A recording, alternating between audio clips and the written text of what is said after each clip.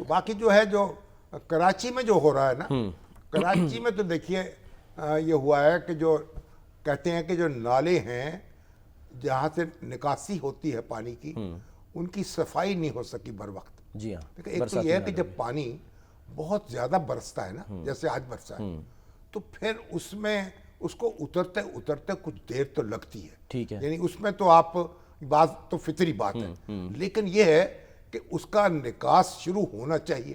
اگر نالے جو ہیں جو نکاس کرنے والے ہیں وہ کھلے ہیں، کشادہ ہیں، اور ان میں کوئی رکاوٹ نہیں ہے، کچرا نہیں ہے، تو تیزی سے پانی جو ہے وہ اترنا شروع ہو جاتا ہے. سر اس میں شامی صاحب ذمہ داری ایک تو ظاہر انتظامیہ کی ہے کہ صفائی کریں، شہریوں کی بھی ہے کہ وہ کم از کم سارا سال اس میں جو کچرا ڈالتے ہیں. شہری جو ہیں وہ تو اب ان کو آپ کیا کہیں گے. اچھا. اور وہ تو اب جو یعنی غلاظت ہے اور جو کچرا ہے وہ اس میں پھینکتے چلے جاتے ہیں. اب تو آپ دیکھیں کہ یہاں ایسا ہے کہ وہ جو ریلوے کی پٹریاں جو اکھاڑ کے لے جاتے ہیں. ہاں جی. اور بعض اوقات تو نشئی جو ہیں وہ چند یعنی پیسوں کے عوض، روپوں کے عوض وہ بیچتے ہیں لوہے کے ٹکڑے. ہاں جی. تو اب یہ تو ساری باتیں ہیں.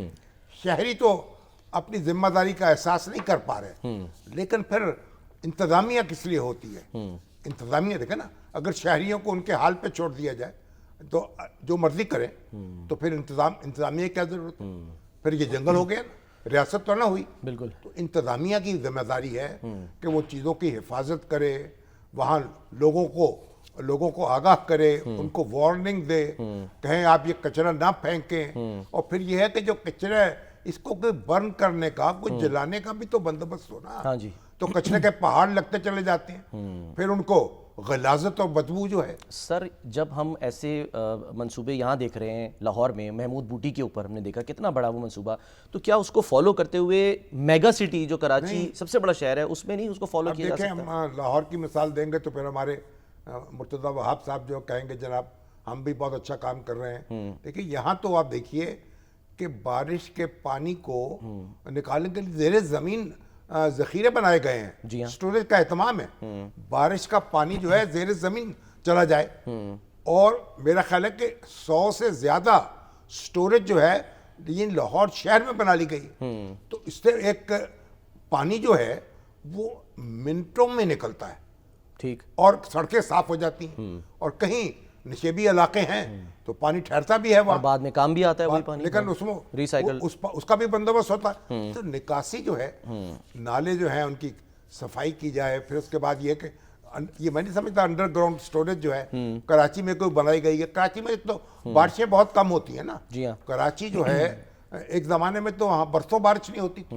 تو اس لیے جو سیوریج بنانے والے ہیں اور جو نکاسی کا اہتمام کرنے والے ہیں ان کے لیے تو یہ ایک کوئی موضوع ہی نہیں تھا. سر جس شہر کے اندر جھیل کی جگہ پر جو ہے وہ سوسائٹی بنا لی جائے گی، جہاں پر جو آبی گزرگاہیں جہاں سے پانی نے جانا ہے وہاں پر پروجیکٹس بنا لیے جاتے ہیں، اپارٹمنٹس بنا لیے جاتے ہیں، تو پھر پانی اپنا رستہ کیسے نکالے؟ یہ تو پھر پورے ملک کا المیہ ہے نا. یا تو دریاؤں کے اندر، دریا راوی کے اندر، ستلج کے اندر ریور بیلٹس میں آبادیاں بنا لی ہیں لوگوں نے. اور جب پانی آتا ہے جب، اور پھر اس کے بعد آپ کہتے ہیں کہ جناب ہم نے اب پانی جو آیا ہے اتنی بڑی مقدار میں، تو سارا پانی جو ہے ضائع ہوگا، سمندر میں چلا جائے گا بالآخر.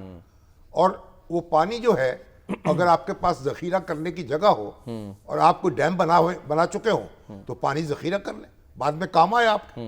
لیکن وہ پانی ذخیرہ کرنے کا نام لیتے ہیں تو ہمارے ہاں جو ہے سیاست شروع ہو جاتی. وہاں سندھ میں ہنگامے ہو رہے ہیں، کبھی کسی KPK میں جناب کو ریزولوشن ہو رہے ہیں. اب دیکھیے وہ کالا باغ ڈیم وہ تو ایک بڑا ایک مذاق بن کے رہ گیا. اب جو لوگ تجزیے پیش کرتے تھے، اعداد و شمار دیتے تھے، ہمارے سندھ کے رہنے والے، KPK کے رہنے، وہ بتائیں کہ جی یہاں تو اب بارشوں کا پانی جو ہے اس کا کیا کریں. اور مسلسل پانی جو ہے اب آتا چلا جا رہا ہے. پشین گوئیاں یہ ہے کہ جو آپ کا پانی ہے وہ زیادہ برسے گا، موسمی تبدیلی ہو چکی ہے. تو اب تو ڈیم جہاں جہاں بن سکتے ہیں آپ کو بنانے چاہیے تاکہ پانی ذخیرہ کر سکے اور آپ کے ضرورت کے وقت تو کام آ سکے. اب یہ ہوا جب پانی ضرورت ہوگی تو ہم بیٹھے ہوں گے سر پکڑ کے، پانی کم ہو گیا. اور اس وقت جو ہے ہم پانی جو ہے اس میں غرق ہوئے بیٹھے ہیں. تو یہ ساری جو بے تدبیری ہے